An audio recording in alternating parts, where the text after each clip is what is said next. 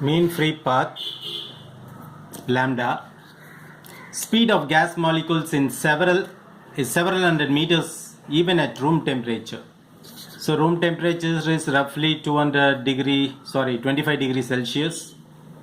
So the speed of the gas molecules will vary somewhere between velocity of sound, that is 330 meters per second to 900 meters per second. So that's why it is specified as several hundred meters per second. Now assume this is a perfume bottle. Perfume. So the odor is coming out. So the sensory system of the human being. So the molecules is not traveling straight from the perfume bottle to the sensory system of the human system. Because the molecules, direction of the molecules is random in nature, and whenever it moves in a random path, it collides with the molecules in the atmosphere. For example, it comes out and collides with the molecules in the atmosphere, and the distance traveled is d1. And once again it changes direction and collides with another particles in the atmosphere. This distance is d2.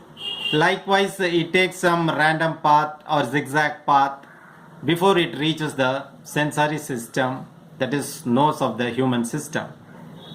For this case, I have assumed some 6 different directions and length, that is d1, d2, d3, d4, d5, d6. Now I am taking the average out of it, that is d1 plus d2 plus d3 plus d4 plus d5 plus d6 divided by 6. So this will give you mean means average.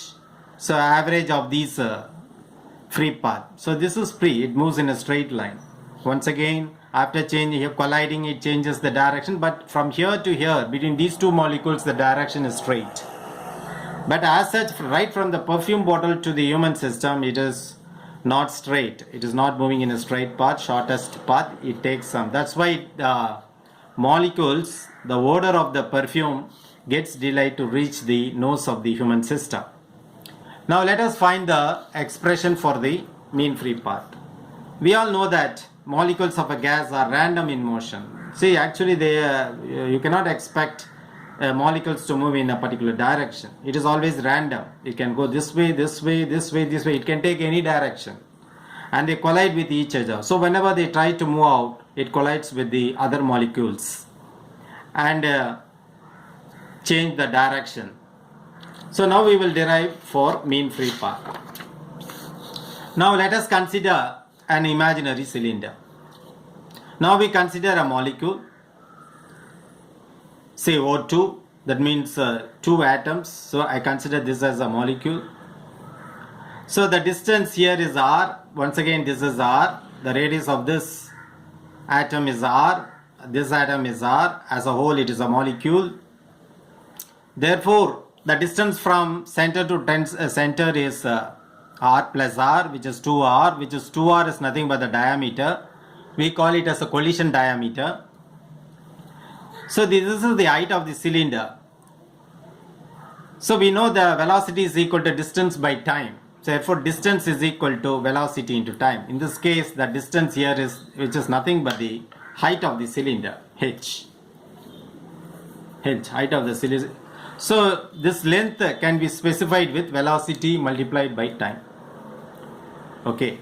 Now for a particular time duration, assume that this molecule has moved up to this distance. That means it is covered a distance of h, that is height of the cylinder. So the volume of the cylinder for this distance is given by pi r squared h. Now what is pi r squared h? Pi r squared is the base radius, base area multiplied by the height. That gives the volume of the imaginary cylinder. So the volume is given by pi r squared. In this case, the radius of the cylinder is nothing but this d. So in the place of r, I substitute d square, and the height of the cylinder is nothing but velocity multiplied by time, so vt.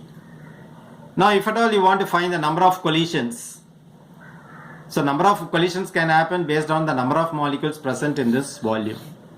So number of collisions can be equated to number of molecules in the volume of the imaginary cylinder.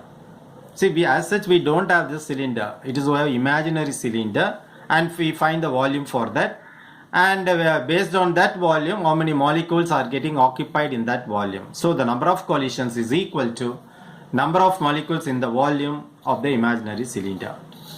Now pi d square, velocity multiplied by time, this is nothing but the volume of the cylinder. So volume of the cylinder multiplied by n will give you the number of molecules present in that volume, which when you multiply these two you will get the number of collisions. Now we have to find the mean free path lambda.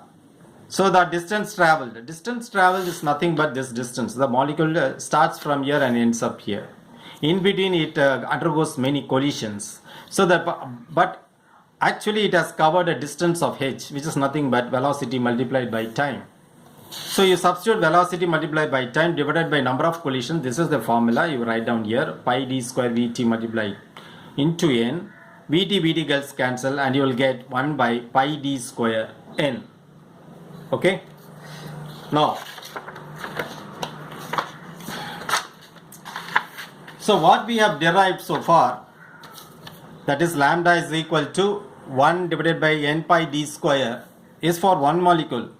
But actually what happens is, in the real time, this is one molecule we have assumed, but in nature you have n number of molecules, all will start moving in random direction.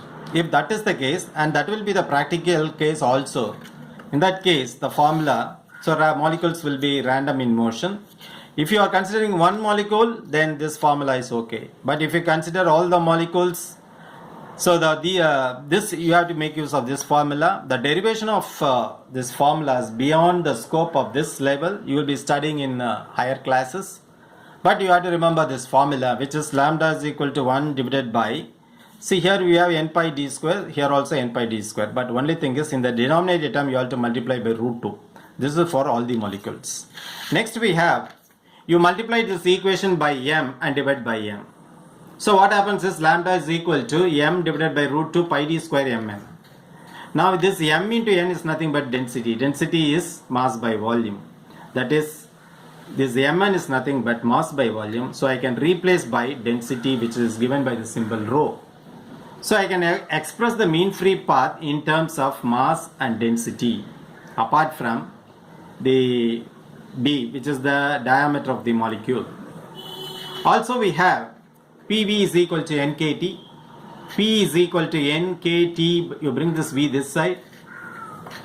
So P is equal to, keep this kt as it is, capital N by V is nothing but small n, that is the number of molecules. So N by V is replaced by small n, therefore small n is equal to P by kt, where P is the pressure, T is the temperature. Now what you do is, you substitute this n value in the fundamental equation, that is in this place you substitute the n value. So what is the n value? Just now we got the answer P by kt. So in this place you substitute P divided by kt. So this kt will go to the numerator. Therefore lambda is equal to kt divided by root 2 pi d square P. So this is an important formula, just because when the temperature T increases, lambda also increases, that is mean free path also increases. And you have one more observation in terms of pressure. So when the pressure decreases, then lambda increases, because it is inversely proportional. So mean free path also increases. So suppose if you increase the pressure of the gas, then what happens is the mean free path decreases, because all the molecules are get compressed and starts colliding. So the mean free path distance will get decreased. So this is one observation. Second observation for mean free path in terms of density. Density of molecules increases, mean free path decreases. The same thing, because all the molecules gets densed within a particular volume. Therefore, the collisions will be more. Therefore, the mean free path decreases. That means density increases, mean free path decreases. And already we have discussed about lambda in terms of d square, that means diameter of the molecule. So diameter of the molecule increases, lambda decreases. So that's all about this mean free path. Hope you have understood this topic on mean free path. So this chapter is an important chapter for 11th standard physics. Thanks for watching. Nandri.